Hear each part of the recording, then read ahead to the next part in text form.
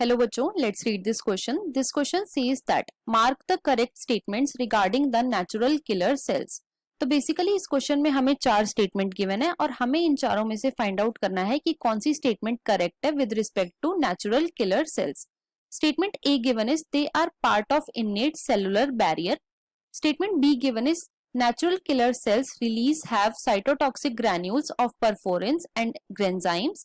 Statement C given is NK cells are cytotoxic for tumor cell, and statement D given is NK cells and lymphocytes have common origin.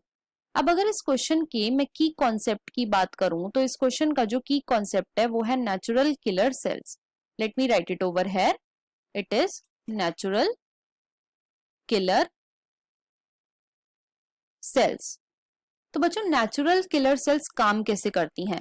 तो होता क्या है कि जब भी कभी हमारी बॉडी में कोई एंटीजन आ जाता है तो उस एंटीजन के अगेंस्ट हमारी बॉडी में कुछ एंटीबॉडीज प्रोड्यूस होती हैं और ये एंटीबॉडीज जाके बाइंड हो जाती हैं एंटीजन से और एक एंटीजन एंटीबॉडी कॉम्प्लेक्स बना लेती हैं.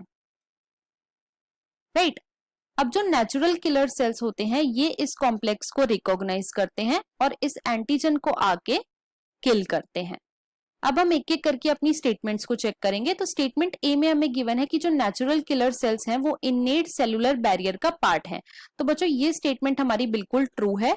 क्यों? क्योंकि जो हमारी इनेट इम्यूनिटी होती है, इनेट इम्यूनिटी मतलब कि ऐसी इम्यूनिटी जो कि बाय बर्थ प्रेजेंट हो, उसके 4 टाइप के बैरियर्स होते हैं.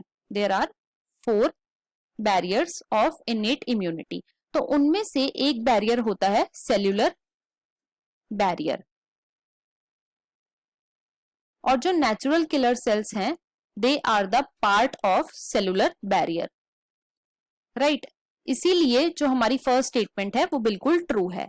स्टेटमेंट बी में हमें गिवन है कि जो एनके सेल्स के रिलीज होते हैं उनमें परफोरेंस और ग्रेन्जाइम्स प्रेजेंट होते हैं. तो बच्चों ये स्टेटमेंट भी हमारी बिल्कुल ट्रू है.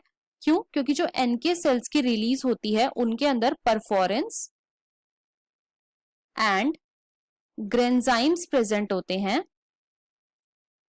और ये परफोरेंस और ग्रेन्जाइम्स क्या करते हैं?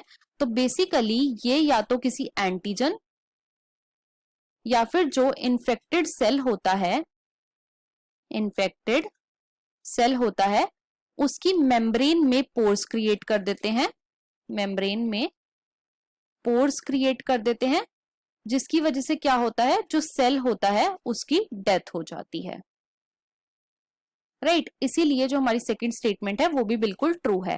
थर्ड में हमें गिवन है कि जो एनके सेल्स होते हैं वो साइटोटॉक्सिक होते हैं ट्यूमर सेल्स के लिए. तो ये स्टेटमेंट भी बिल्कुल हमारी ट्रू है. क्यों? क्योंकि जो एनके सेल्स होते हैं बच्चों वो हेल्प करते हैं इन किलिंग ऑफ ट्यूमर सेल्स.